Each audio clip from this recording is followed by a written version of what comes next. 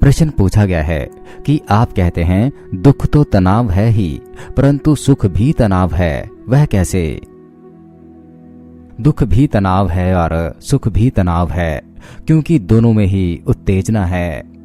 आपका सुख किसी न किसी कारण पर निर्भर करता है। वह कारण अगर हट जाए तो आप तनाव में आ जाएंगे, परंतु आनंद बिना किसी कारण के होता है, इसलिए वह उत्तेजित चित्त की दशा नहीं है। अर्थात वहां प्रकाश तो है पर प्रकाश का ताप नहीं, वहां नृत्य तो है लेकिन उत्तेजना नहीं, वहां शांत मौन का संगीत है, जहां कोई आवाज नहीं होती, जिससे कोई थकान नहीं होती। परंतु यह ख्याल में रहे कि यह आनंद शरीर के तल पर नहीं है, यह तो आत्मिक तल पर होता है, लेकिन यह जो सुख और दुख हैं वह दोनों शरीर के हैं।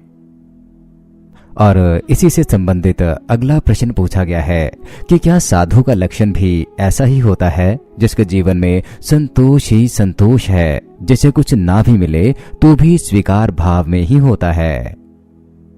साधु का स्वभाव क्या है, इसे आप यूं समझें, जैसे कि साधु को खाने के लिए रोटी अगर मिल जाए तो वह स्वीकार कर लेगा और ना मिले तो संतोष कर लेगा। परंतु ऐसी स्थिति तो घर में बंधे जानवर की भी हो सकती है कि उसे अगर रोटी मिल जाए तो स्वीकार कर लेता है और ना मिले तो उसके पास संतोष के सिवाय कोई और विकल्प नहीं, संतोष करना ही पड़ता है। तो अगला प्रश्न पूछा है कि अगर यह भी संतोष की अवस्था नहीं तो फिर आप साधु की अवस्था किसे कहेंगे?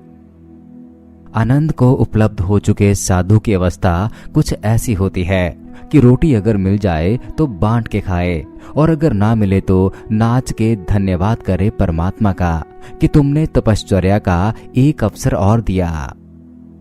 ऐसी अवस्था जिसे भौतिक जीवन की घटनाएं छीन नहीं सकती, ऐसी आनंदित अवस्था को ना दुख और ना ही सुख प्रभावित करता है।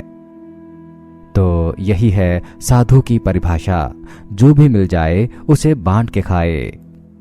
परंतु मिला हुआ बांटना गृहस्थ की बात नहीं, संसारिक तल पर आप बांटते नहीं, वहां तो मिला हुआ पकड़ कर रखा जाता है, रोका जाता है।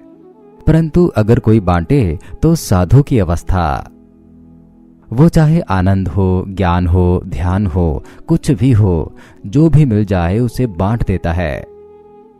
लेकिन एक संसारिक के दृष्टिकोण से देखा जाए तो वो चीजें पकड़ता है कि कहीं कम ना हो जाए। आप अगर अपनी तिजोरी को बांटो तो तिजोरी ज्यादा दिन कैसे बचेगी, क्योंकि संसार में सभी सीमित है। आपने उसे बांटा नहीं कि गया, इसलिए संसार में पकड़ना पड़ता है।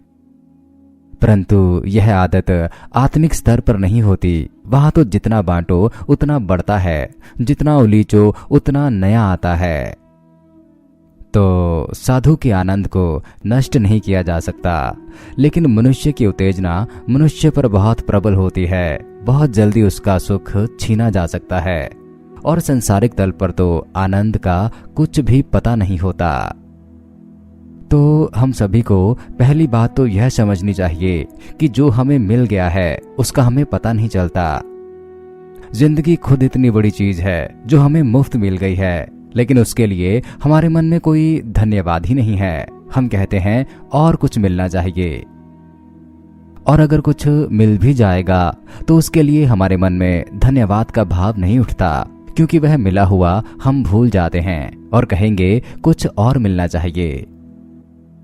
जिंदगी इतनी बड़ी चीज है जो हमें मिली है, और जिंदगी इतनी असंभव चीज है जो हमें मिली है।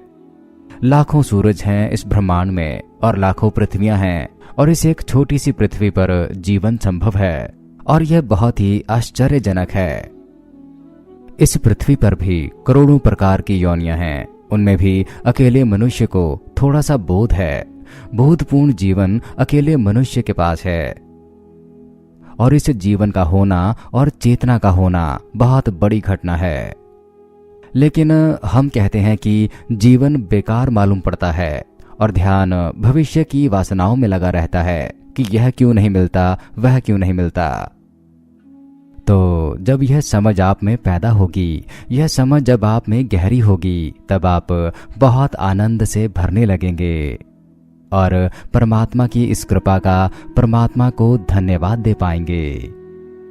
तब आपके भीतर आनंद की वर्षा होने लगेगी, हृदय का कोना कोना नाच उठेगा और अंधकार विदा हो जाएगा और फिर यह धन्यवाद खुद ही प्रकट होने लगेगा।